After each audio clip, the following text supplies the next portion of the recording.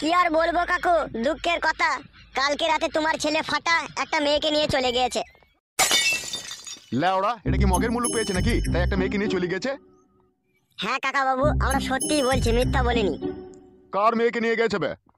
ওই তো কাকা বাবু, আমাদের ওই যে বর্জি পাড়ায় এই মুদিখানার দোকান আছে না, তবে ফুটো, ওই মেয়েটার বাবার নামটা কি রে? এই ছোড়া, তুই মুখ নামালি কেন? মেয়েটার বাবার নামটা কি বল? মেয়েটার বাবার নাম হয়েছে কাকু চুদুন ক্যাবলা। হ্যাঁ কাকা, জানি আমরা। ওই লেওড়া, কি নাম বললি? ও কাকা, ওই মেয়েটার বাবার নাম হচ্ছে চুদুন ক্যাবলা। গাঁড় ভাঙছি বুকা চুদা, মেয়ে বিয়ে দিতে পারবে না আমার ছেলের সাথে পাঠিয়ে দিয়া? লেওড়া চুদা, দাঁড়া তোর হচ্ছে। কেসটা পুরো গাঁড়মারা হয়ে গেল তো মা। কই গো গিন্নি? এই তো আমি, বলো কি বলবে বলো। আরে লেওড়া চুদি মাগি, একবার এদিকে আয়।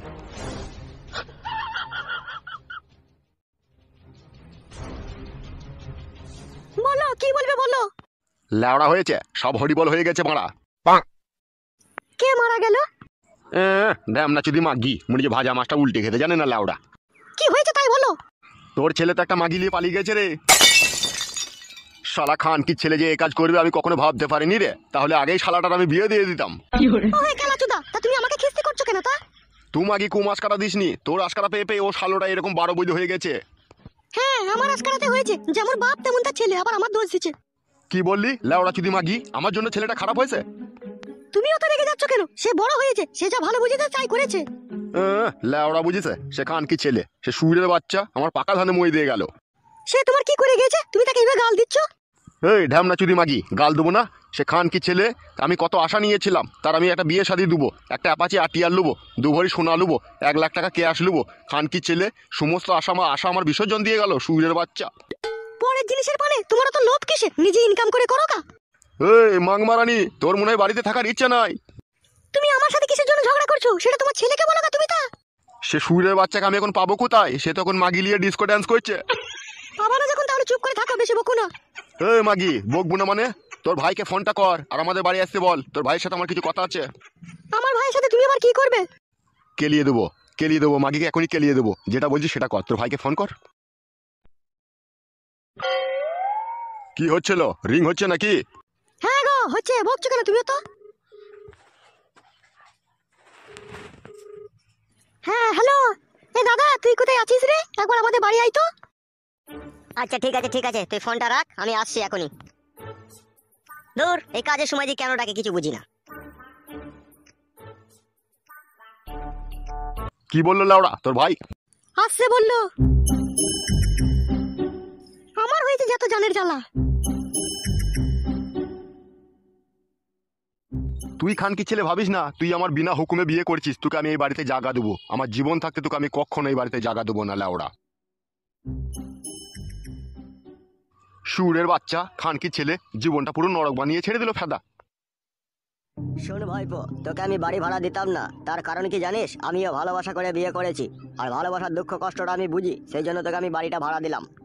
কাকা বাবু, আপনি আমাকে বাড়ি ভাড়াটা দিয়েছেন, এতে আমি অনেক খুশি হয়েছি। তার আগে তোর সাথে একটা কথা আছে ভাইপো। হ্যাঁ কাকা বাবু, বলুন আপনি কি বলবেন।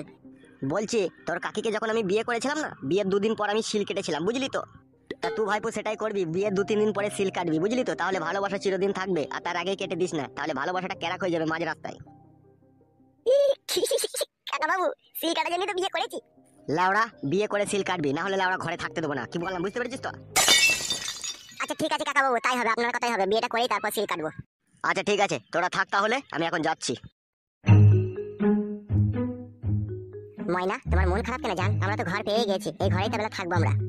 আমার মায়ের জন্য আমার মন খারাপ করছে। আর আমার সোনার ময়না পাখি, এটা আবার মন খারাপের কি আছে জান আমার? তাহলে মাকে কতদিন দেখিনি, মায়ের জন্য মন খারাপ করবে না বলো? শোনো জান, তুমি এখানে থাকো, আমি দোকান থেকে 1 ডজন কলা আর রুটি নিয়ে এখনই আসছি, ঠিক আছে?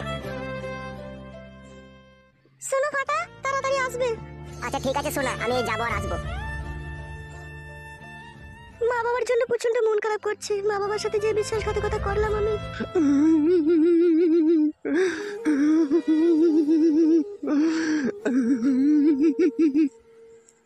ওগো, তুমি এইভাবে কান্না করে আর কত চোখের জলে বুক ভাসাবে গো?